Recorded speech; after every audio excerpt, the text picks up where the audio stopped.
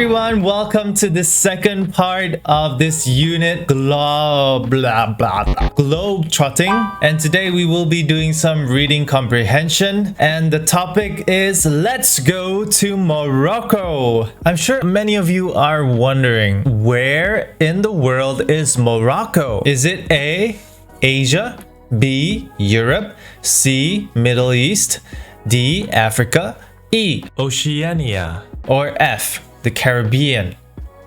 Where is Morocco? Morocco is in Africa. It's over here in northern Africa, right next to Spain. I bet you didn't know that. I hear that Morocco is a really beautiful place with a lot of amazing things to see. Visiting from Malaysia, I think we will be experiencing a whole different culture. You'll get to see a little bit of it from this video. Ooh. Goats in a tree. Camel, cobra, some dude, ostrich.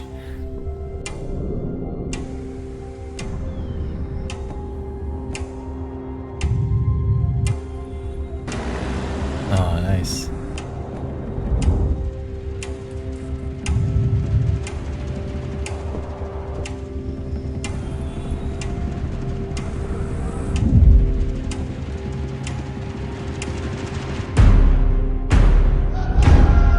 Morocco, so cool.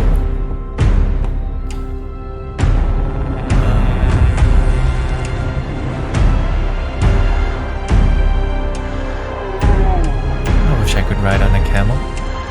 That would be so cool. Oh.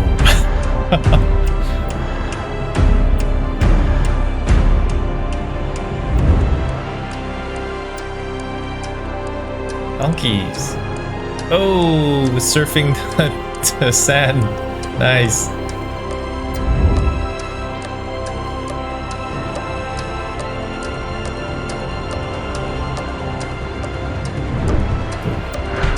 Snake charmer. Busker.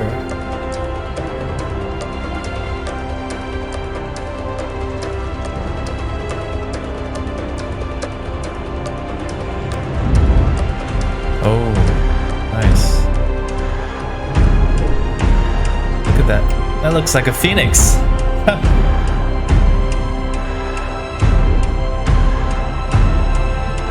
Everybody's in blue. Turquoise. Oh, what is that? Is that almond butter? Yeah,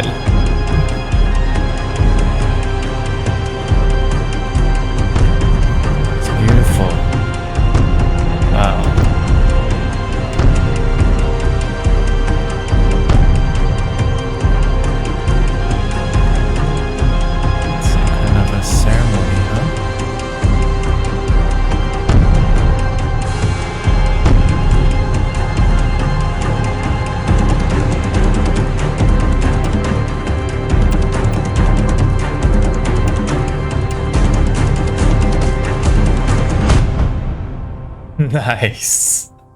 As you can see from the video, Morocco looks very different from Malaysia. It's got deserts, it's got camels, ostriches, and all sorts of animals that we don't have here. Next up, we are gonna hear from my very good friend, Amanda Edmonds. Actually, I don't know who she is, but oh well. Let's just pretend she's my friend. We're going to be reading what she wrote, so follow along with the reading passage as she narrates it. I arrived at Marrakesh airport where I met my friend Amelie, who had arrived the previous day. She's been to Morocco many times, and I couldn't wait for her to show me around. Amelie is French, which is cool, because they speak Arabic, French and Berber in Morocco. As soon as I'd dumped my bags in the hotel room, we went out to grab a bite. We went to a souk, which is an open-air market by day, but at night it turns into a bustling open-air restaurant with loads of food stalls. It was full of life and everything smelt delicious.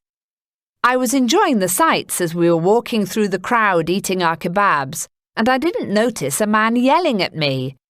He was a snake charmer, and I almost stepped on his cobra because I wasn't looking where I was going. I had seen many people the previous night with henna tattoos on their hands, so I asked Amelie where I could get one. So it was back to the souk, where a little old lady turned my hands into a work of art. She explained that the tattoos would go away 2 weeks later. Afterwards, while walking around the city, I noticed how some people hail taxis. They don't stick out their hand, but they point a finger, or even 2 fingers.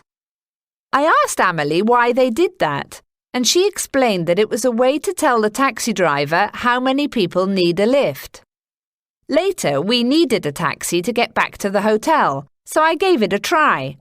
We found a taxi pretty quickly, so I guess it worked fine. I was a bit nervous about our next outing, but as it turned out, I had the time of my life. We went on a 2-day 4x4 excursion to Erg Chebi. This is a place in the Sahara Desert, and it took us most of the day to drive there, but it was definitely worth it. We watched the sun setting over the enormous sand dunes. Then the real show started, as the stars came out and filled the entire sky. Living in the city, I had never seen so many stars. It was magical. I fell asleep that night imagining how wonderful life as a Bedouin might be, roaming the desert on camels and sleeping in tents under the stars.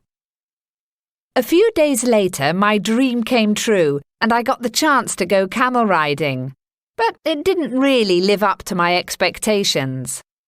Getting on a camel isn't exactly a piece of cake, but after a bit of a struggle, I managed to get up there. I called my camel Goofy because he had huge teeth. We rode off, but after a while I felt dizzy, and I asked the guide Moha if we could stop. Moha told me not to worry, as I'd get used to it. He also said that camels are known as ships of the desert.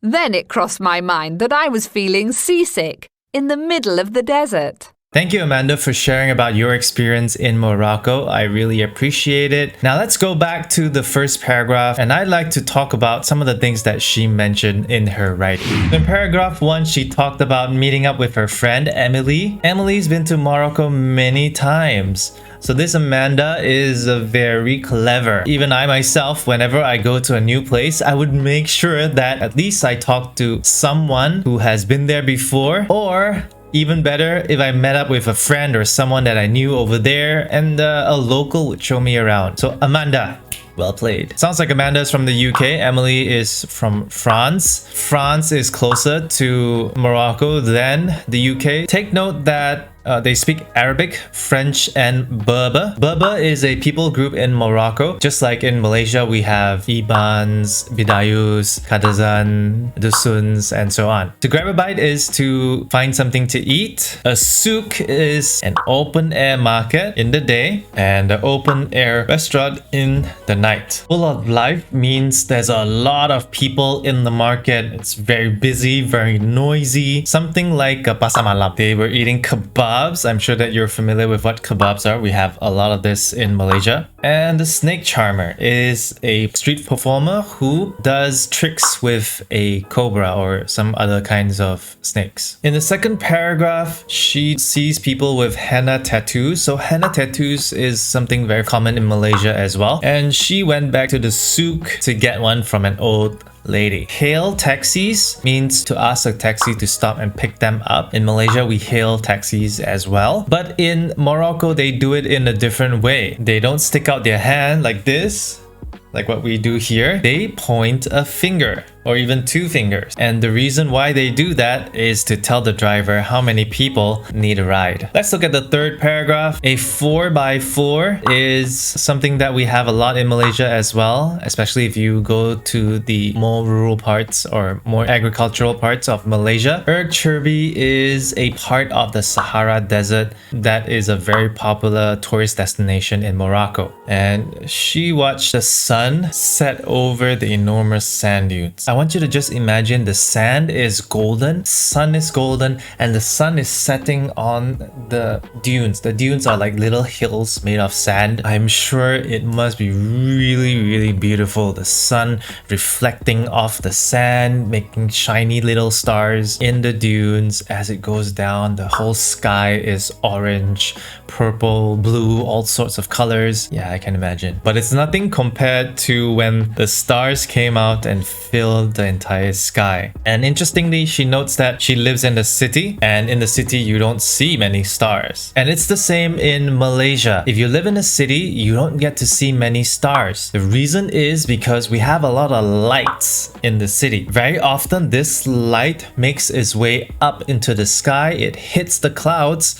So what we see is the clouds. We don't get to see the stars behind the clouds. And there's a word for that. It's called light pollution. So we're wasting our electricity shining light into the sky. I'm sure you're wondering what a Bedouin is. The Bedouin are people who live in the desert, and they are usually nomadic tribes that move around the place. Now, in paragraph 4, she went camel riding. Didn't live up to my expectations. That means that she expected this much, but what she got was this much. You can say that about many things, but of course, my class is not one of them. A piece of cake means something that's very easy. Goofy is a Disney character with very big teeth. It's very interesting that she felt seasick in the desert. I guess when you are riding a camel, you go up and down, up and down, up and down, and you're swaying all over the place. If you get easily sick, then yeah, I can imagine why you'd get seasick. TLDR, how can you summarize this whole passage? Well, the way that I would do it is Morocco equals must visit for adventure lovers. So what do you think about Morocco? How many of you want to go to Morocco? Let me know inside of the comments. I am one of them, definitely. Just looking at the video and Amanda's sharing on her experience makes me really want to go there myself as well. Now, I'm sure that you are well aware that there is a Google Forms for you to fill in. We've done the readings, so please answer the questions. If you're my students, I will be giving you feedback myself, and your teacher will do yours for you. Next up, imagine that you've just come back home after traveling, and you're at the airport, you're waiting for your bags, you've bought all those souvenirs that you want to give to your friends, the family, the people that you love, and then suddenly your luggage is lost. If you're wondering what to do, don't worry, I got you covered. Watch my next lesson.